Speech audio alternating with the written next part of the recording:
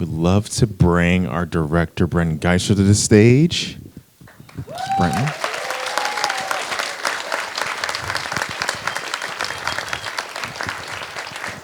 And I would love if Brenton could bring up some other people for us as well. Can we bring Cameron Clark and Sol Irving, please? All right.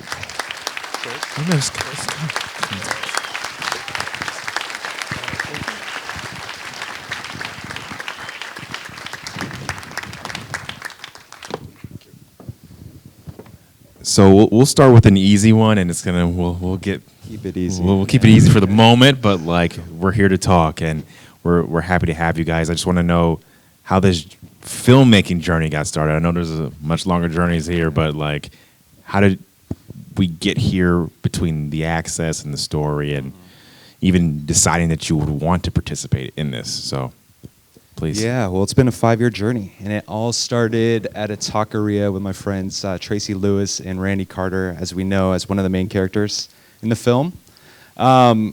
I was lucky enough that I was the only filmmaker that Tracy knew out of anybody. And she met Randy, and they fell for each other. And then soon after meeting Randy, I fell for him too. And what I got to see in Randy, and then ultimately 13 of the other, I think about 12 of the other guys, like immediately after, was a group of men, like a group of men I've never seen before. Their hearts were fully exposed. They lived lives like just with this level of, I mean, as corny as it sounds, authenticity that I've never seen from people in the outside world. And I was going through a bout of depression there, and I think subconsciously, I wanted I wanted to connect myself with men that I could aspire to be, and I found it in these men that some of society may think would be irredeemable given some of the stories that we heard. So that's how it all started, and 5 years later, I'm on stage with you. Yeah. Well, let's give that a round of applause. It takes more to filmmaking than to have a great vision as a filmmaker. You have people have to participate with you. So I would love to know both Sol, like the logistics of that, of getting this going in the program, and of course, Cameron, about seeing yourself on the screen, giving your story to us. I'll start with Sol and then Cameron next. It's nice to be back in New York. I grew up here, okay, and so I'm thinking about moving back because California. We need you. Stay. I was administrator at a prison, and at that time I had 900 inmates and 65 staff, and I was disappointed because I understood change and how folks change. I was a counselor 1 and a counselor 2. I had a caseload. I did all this thing. I did a lot of things in prison. I've done every job there is almost. A lieutenant captain, litigation coordinator, representing the department in court and all that. But what we were doing, we were counseling inmates, and it wasn't working. And I'm like, this is crazy. I'd hire 10 counselors, and at the end of the month, I might have 1 left over. It was that bad. And so I was invited up to the Capitol, the governor's office, and sat down with these expert panel. You heard that on the thing, and I'm sitting there listening to these guys, and they're doctors and all that. And I'm like, okay, that sounds good, but it ain't going to work, all right? So I got a little nerve, and I said, you know what?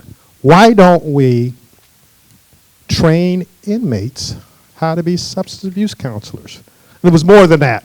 Why do we train inmates on how to teach people how to read, how to work engines and stuff like that? And so as a result, for the next 2 days, they talked about that. I'm like, oh, okay, So I got back to the institution, and I got a call from the secretary and the director, and they're saying, Sol, we want to give you $180,000, and we want you to start this program. I'm like, what? And that's how it all started. So, I looked at these guys, and we interviewed 180, and I found 50, and they were rough around here, boy, they're rough. But it worked. And, sitting here watching this for the second time, actually, I watched the first 15 minutes of it. I got emotional. Let me go out in the pool and sit in the pool or whatever. Then I came back and watched the whole thing. But just watching these guys and changing and watching them, we've trained, we're up to about 850 with the Department of Corrections right now, and $15 million and more, and it's just a star program. And so I'm just so happy that we've gotten this far. We just need to spread it throughout the United States. Definitely.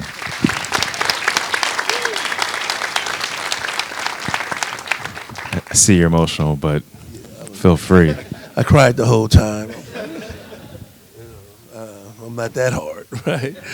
But your question was, how was it for me to see myself on the screen? Both, but you get approached to participate. You could participate in the program and in the movie. You didn't have to be in the movie, and now you're here and you see it. And just tell us how you feel. It feels wonderful. I'm truly blessed. I can say that. I think that one of the things that I worried about the most, being a lifer on the yard, and fighting for this change, was if it was ever going to be recognized. Like, was my time in prison going to be in vain? Like, and then being able to be a part of the OMCP program, and then ultimately transition, come home and do what I'm doing right now. It's like the creators answered that. Like, no, your time is not in vain. It was for something. And I think that I'm more proud of that, recognizing that it was, and being in a position to do something about it. And so, but just seeing the and seeing myself on TV, I think that Brent is an excellent storyteller. He put everything together, and I thank you for that. And I mean, it just does something to my spirit. It's just like a remotivation for me. And I know that, just like I told the guys inside, that we have a responsibility to pay forward and give back to a society that we once took so selfishly from. It's real, and for you to be able to depict it and put it out there and allow the world to see it, that change. We always see grime and all of this stuff in prison, about prison and all of that, but no one has ever depicted it in the way in which you have. And I'm very appreciative of that. And so, yeah. Can I say one thing? Just ask the question. How many people in the audience has ever been in a prison before? Okay. It's not that, so you watch this, you know a lot about prisons when it's all over, and what really goes on. So, you did an excellent job. And I can imagine when this gets out, what's going to happen to the industry. And then people have an understanding of what really goes on and what these guys go through the trauma that they went through. So Definitely. Excellent job. Thank you both. Brenton, I just wanted to ask before I'm going to open up to the audience, and please, we have a limited amount of time, so when we open it up, be succinct. You have to share everyone's stories, and you're putting them together, like Cameron's saying, and you chose to do these recreations, and those were so powerful. How did you pull that together and decide and shoot it? It's basically, you're making two movies. You're making a fiction and a documentary. Yeah. No, thanks, Brendan. Yeah. So the whole purpose of the film really was just to introduce the world to like I said, some of the most powerful humans I've come across. And what motivated the movement into like kind of the reenactment world that we shot on 16 millimeter. Thank you, Josh Basanis, right there. Yeah, and Tony Mack on all the other stuff, and Esteban. I have so many people to thank. We'll do that later. But was the parallel process, actually, because the parallel process moved these men through a process in which they had to investigate the backstories of their lives like they never have before.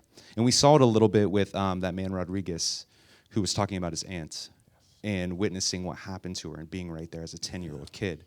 And so I thought the most powerful thing we could do in this movie, and to potentially spread the goodness and power of a program like OMCP, is, and to show that rehabilitation can and does work, is to show where these men have come from, what are their backstories, what's the context in which led them to where they are today, and kind of show that full arc. So once again, the parallel process was what motivated us to kind of explore in that kind of realm, which was kind of experimental, metaphorical, and really fun to create. Yeah. Awesome. I'm going to look for some hands if there are. I see one here. I'm going to get to you, but I want to see if there's other hands to follow up. All right, I'll give you a second. Let's go ahead. What I had to do is we shut the prison down, and I brought all the staff.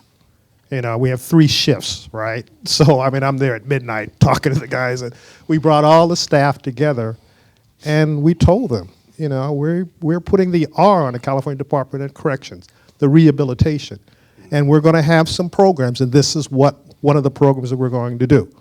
So, you know, I'm a peace officer, and so you got peace officers that, yeah, I mean, they got nothing coming. I'm going to bust some heads and whatever. And so we had to talk to them. So we threw that seed out there, right?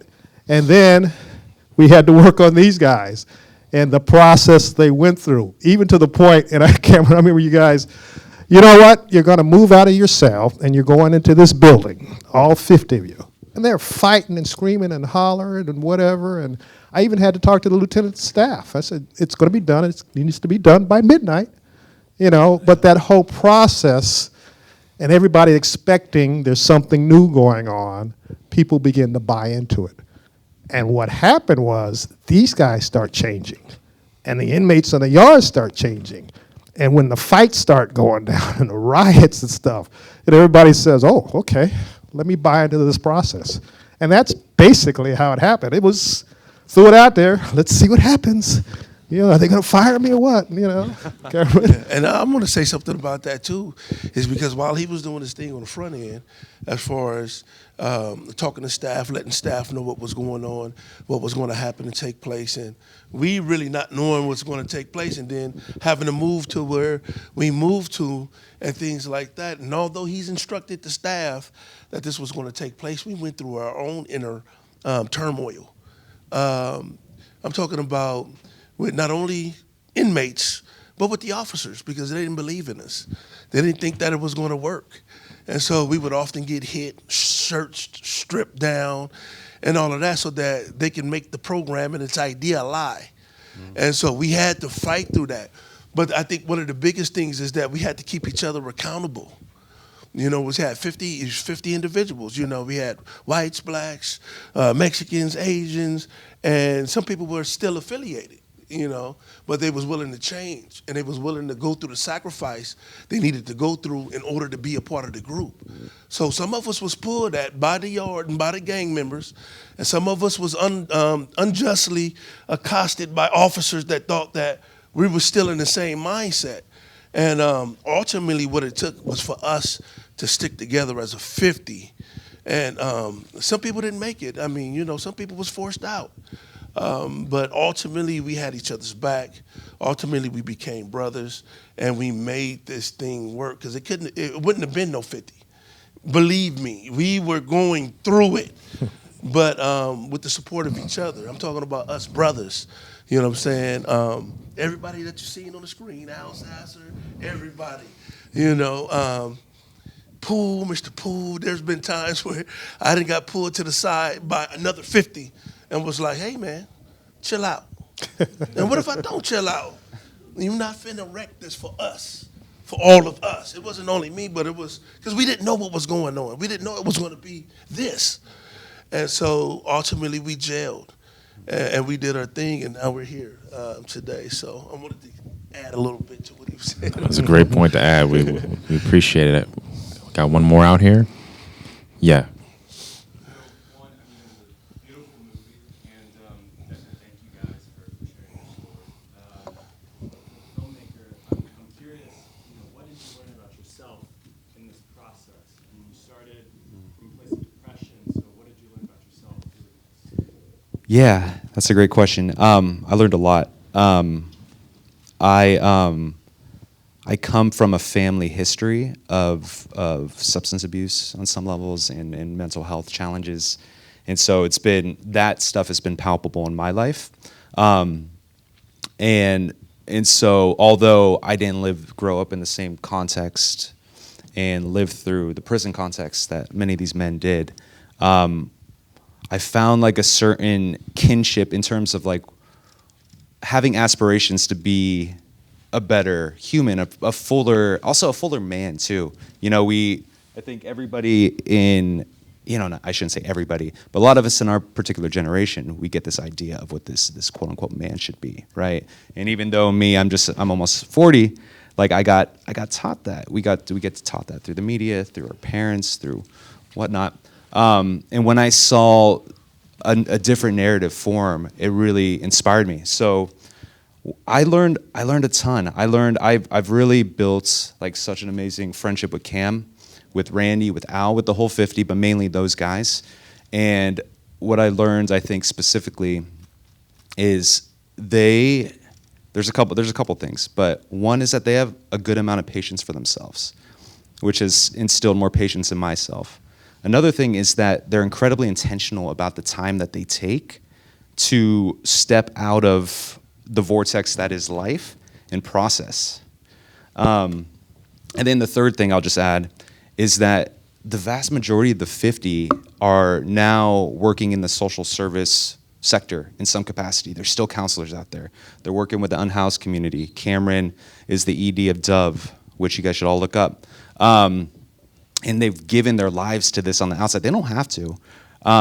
So those three things, have it be service, and the other two things I mentioned, are kind of really what I took away. Yeah. Can we first give them all a round of applause?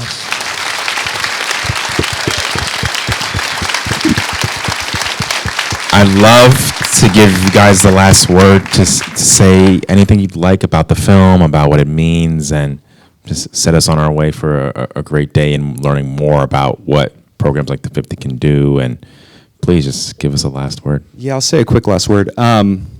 First of all, thank you all so much for being here and spending this 91 minutes, actually 91 minutes plus now, with all of us. This has been really, truly special. And nobody left.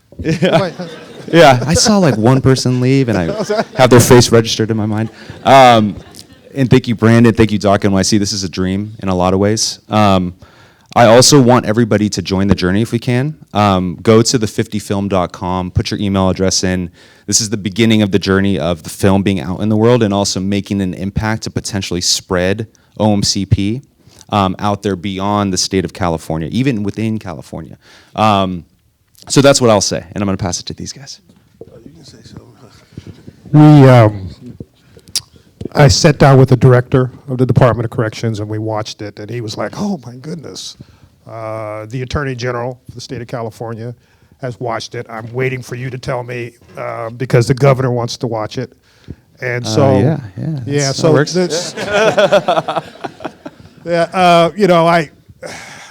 Louisiana, by the way. Oh, nice. They called and, okay, whatever. So I'm like, I'm retired, guys, But I just see this changing the prison industry.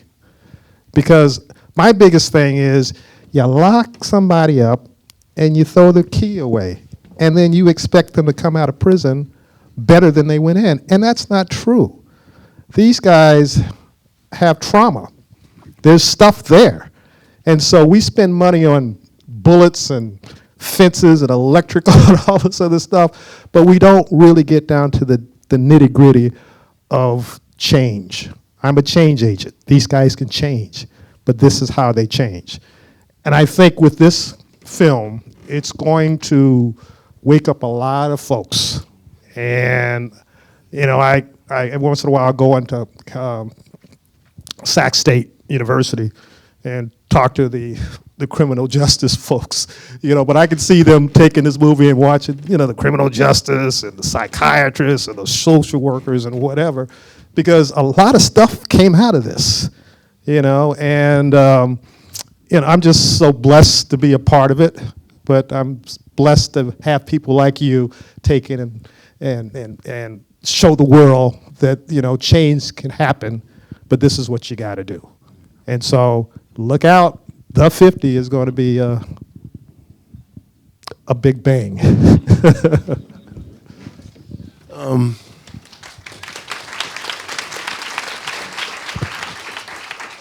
There were is so much that I want to say, and it's just not registering to me right now, and what to say. I think that being in this position, I'm blessed to be able to expose the lie.